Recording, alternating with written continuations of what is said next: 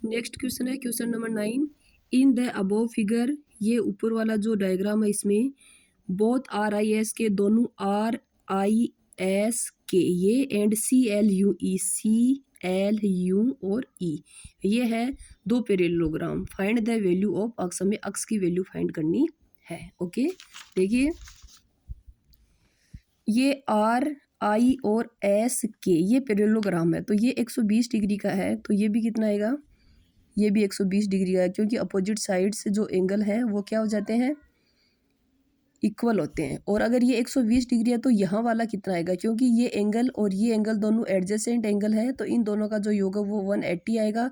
तो ये 120 है, तो ये कितना बचेगा, ये 60। अगर ये 60 है तो ये भी कितना आएगा, 60 आएगा। क्यों, क्योंकि आर आई एस के पैरेललोग्राम है, तो इसमें अपोजिट एंगल है वो इक्वल होते हैं। ओके, ऐसे इसमें है अगर ये 70 डिग्री है तो ये भी कितना आएगा, 70 डिग्री। क्यों, क्यों सी एल यू ई एक पैरेललोग्राम है और ये अपोजिट साइड एंगल है वो इक्वल होते हैं। अगर ये 70 है और ये 60 है तो ई एस और ये एक त्रिभुज है। त्रिभुज के तीनों कोणों का योग 180 डिग्री होता है, एक 70 डिग्री एक 60 डिग्री, तो हम एक्स की वैल्यू फाइंड कर लेंगे। Okay, both are I S K and C L U are parallelograms. Angle K plus angle K और आर इक्वल टू 180 डिग्री, क्योंकि पैरेललोग्राम की ये प्रॉपर्टी है कि एडजेसेंट एंगल आर सप्लीमेंट्री, आसन कोण संपूरक होते हैं। संपूरक का मतलब उनका योग 180 डिग्री होता है।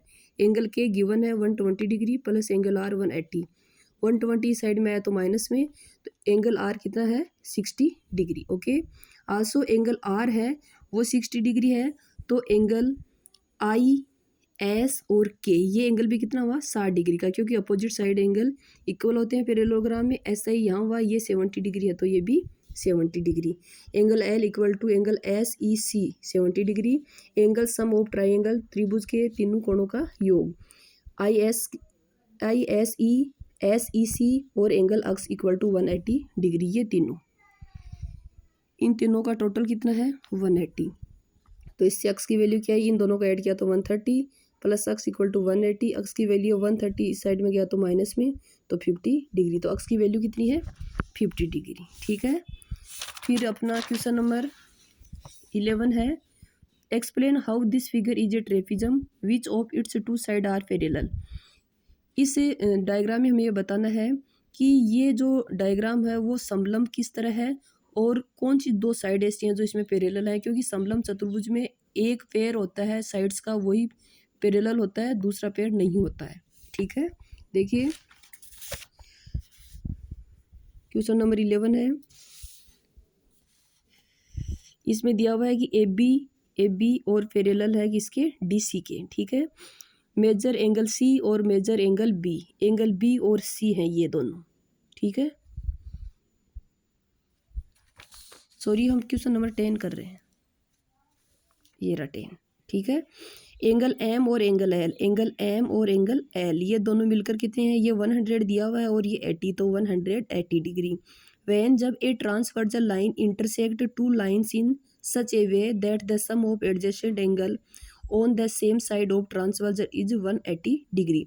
अगर दो साइड हैं उनको एक तिर्यक रेखा काटती है तो उनके एक ही साइड में बने सभी कोणों का योग 180 डिग्री होता है। तो ये एक ट्रांसवर्जल लाइन है और ये इन दो लाइनों को काट रही है और इनके एक ही साइड में बने कोणों का योग अगर 180 डिग्री होता है तो वो जो लाइनों को काट रही है वो दोनों लाइनें एक दूसरे की क्या होती हैं, पैरेलल होती हैं। देन तब एम एन पैरेलल एल के, एम एन और एल के पैरेलल होती हैं, क्योंकि दो समांतर रेखाएं होती हैं जो पैरेलल लाइंस होती हैं, उनको एक ट्रांसवर्सल एक तिर्यक रेखा काटती है। तो इसके एक ही साइड में बने इन कोणों का योग 180 डिग्री होता है, इस साइड में बने कोणों का योग भी 180 डिग्री होता है।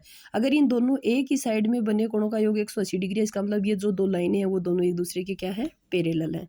तो एम एन और एल के पैरेलल हैं। As the K L M N has one pair of parallel lines, यानी जो के एल एम एन है चतुर्भुज वो एक जोड़ा भुजाओं का समांतर रखता है, इसलिए K L M N is a trapezium. इसलिए जो के एल एम एन है वो एक ट्रेपिज्म समलंब चतुर्भुज है।